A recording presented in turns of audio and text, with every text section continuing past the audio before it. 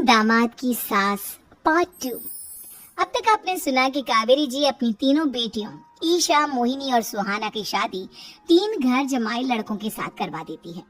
उन्हें लगता है कि ये लड़के शायद घर का कामकाज संभाल लेंगे, लेकिन उनके तीनों घर जमाई बहुत आलसी थे। वो नौकरी भी नहीं करते थे और बाहर का काम भी नहीं। कावेरी जी ने अपनी बेटियों से कहा कि वो प्रेगनेंसी का बहाना बनाकर अपने पतियों को सबक सिखाए। अब सुनिए आगे। मम्मी, आपने जैसा कहा था हमने वैसा ही किया, लेकिन देखिए ना, विवेक का हाल तो वैसा का वैसा ही है। घर में ना सुबह का नाश्ता बनता है और ना खाना। नौकरी पर जाने की बात करूं तो खाने को दौड़ता है मुझे। हाँ मम्मी, मैंने भी सुमित को कितनी बार कहा कि अगर नौकरी नहीं करनी तो कोई छोटी सी दुकान ही खोल लो। घर का खर्चा कैसे चलेगा? देखो दोपहर के 12 बजने आए और जनाब अभी तक सो रहे हैं। हाँ मम्मी, ईशा और सुहाना ठीक कहती हैं। अविनाश का भी यही हाल है। जब मैंने अपनी प्रेगनेंसी के बारे में कहा तो मुझसे कहने लगा, अरे दूसरी लड़कियां तो 9 महीने तक नौकरी करती है, बस डिलीवरी के टाइम छुट्टी लेती है। मोहिनी, तुम भी नौकरी करो। अब मुझे कहाँ नौकरी मिलेगी? मम्मी बताओ अब मैं। भगवान, क्या सोचकर घर जमाई दामाद लाई थी मैं कि मेरी बेटियां मेरे पास रहेंगी और खुश रहेंगी, लेकिन इन आलसी दामादों ने तो हमारी जिंदगी को भी प्रॉब्लम में डाल दिया है। मैं तो कहती हूँ मम्मी, हम लोग वापस अपनी जॉब पर जाना शुरू कर देते हैं। बता देते हैं इन लोगों को कि हमने प्रेगनेंसी का बहाना किया है। नहीं नहीं बेटा, ऐसी गलती भी मत करना। अगर तुमने ऐसा किया तो इन तीनों की आदत और खराब हो जाएगी। अरे आज नहीं तो कल कभी तो तुम प्रेग्नेंट होगी, तब वापस यही प्रॉब्लम आएगी। तब क्या करोगी तुम तीनों? हाँ मम्मी, आपकी बात तो बिल्कुल सही है। लेकिन कैसे? अपने बच्चों के आने की खबर सुनकर भी इन लोगों पर कोई असर नहीं हो रहा। पैसे कमाने के लिए घर से बाहर निकलना ही नहीं चाहते ये तीनों। अब मेरे दिमाग में एक प्लान आया है। तुम तीनों चिंता मत करो, उन तीनों को बुलाओ, फिर मैं बात करती हूँ। थोड़ी देर बाद कावेरी जी अपने तीनों दामादों को सामने बुलाकर अपनी बात कहना शुरू करती हैं। अविनाश, सुमित और विवेक, देखो बेटा, मैं ना तुम तीनों से बड़ा प्यार करती हूँ, इसीलिए तो तुम्हें घर जमाई बना कर रखा है मैंने। अरे मम्मी जी, सीधे सीधे कहिए ना, क्या बात है? प्यार तो हम भी आपको बहुत करते हैं। अरे मम्मी जी, आपकी इज्जत भी बहुत करते हैं। अरे भाई, आपके जैसी सास और कमाने वाली बीवी सबको मिलती है क्या? हाँ मम्मी, विवेक और सुमित ठीक कह रहे हैं। आपकी बेटी से शादी करके मेरी तो जिंदगी ही अच्छी हो गई है। जानती हूँ मैं, और ये भी जानती हूँ कि तुम तीनों अपने अपने बीवियों से बहुत प्यार करते हो।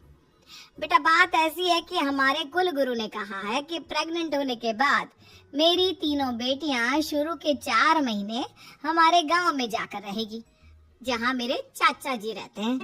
अरे लेकिन क्यों मम्मी, गांव में जाकर रहने की क्या जरूरत है इन तीनों को? वो क्या है ना बेटा, हमारे परिवार को एक श्राप है। अगर मेरी बेटियों ने यहाँ पर बच्चा पैदा करने की कोशिश की तो उनके बच्चों को कुछ भी हो सकता है। इसलिए अब से लेकर 4 महीने पूरे होने तक इन्हें गांव वाले घर में रहना पड़ेगा। हाँ तो इसमें प्रॉब्लम क्या है मम्मी जी? हम भी वहाँ जाकर रहेंगे, पिकनिक मनाएंगे। अरे भाई बीवी जहाँ, हम भी वहाँ। हाँ यार, आइडिया तो बहुत अच्छा है। शहर की जिंदगी में रह रहकर परेशान हो चुके हैं, अब कुछ दिन गांव में बिताएंगे। तुम लोग समझने की कोशिश क्यों नहीं करते? तुम में से कोई भी वहां नहीं जा सकता, और मैं यहाँ रहूंगी ना तुम तीनों के साथ। 4 महीने की तो बात है, आज ये तीनों ही लौट कर आ जाएंगी। ठीक है मम्मी जी, अब हमारे बच्चों का सवाल है तो ये तो। मेरी अपनी तीनों बेटियों को कुछ दिन के लिए घर से बाहर कहीं दूसरे शहर में रहने के लिए भेज देती है। कुछ दिनों के बाद, अरे मम्मी जी, बहुत दिन से पिज्जा नहीं खाए, मंगवाइए ना।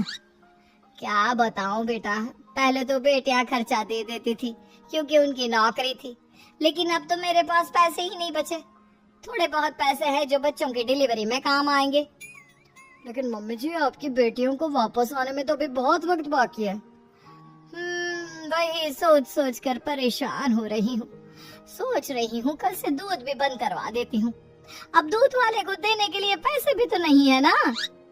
अरे नहीं नहीं मम्मी जी, अगर दूध भी बंद करवा दोगी तो मुझे चाय कहाँ से मिलेगी? और चाय के बिना मैं तो मर ही जाऊंगा। क्या करूं बेटा, इसके अलावा हमारे पास कोई ऑप्शन नहीं है। मेरे पास पैसे ही नहीं बचे।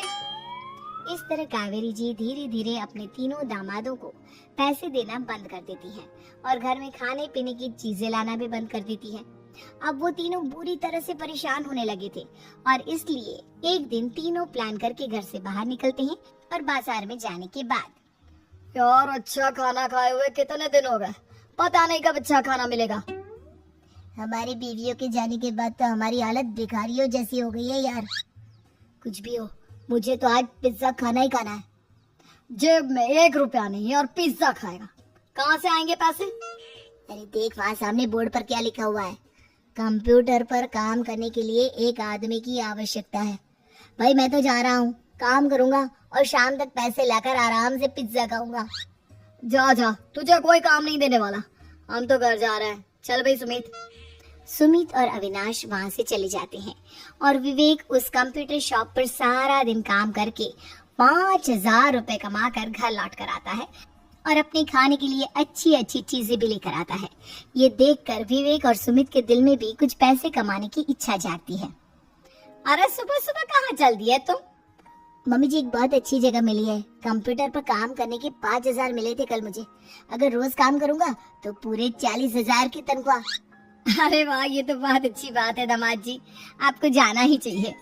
सुमित और अविनाश विवेक को इस तरह तरक्की करते देखकर परेशान हो जाते हैं और वो दोनों भी काम की तलाश में निकल पड़ते हैं।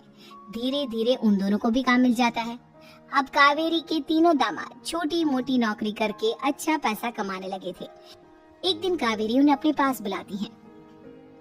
अरे वाह, विवेक 40,000 कमा लेता है, अविनाश 60,000 और सुमित तुम भी 40,000 के आसपास कमा ही लेते हो। कुल मिलाकर तुम अच्छे खासे पैसे कमा रहे हो बेटा।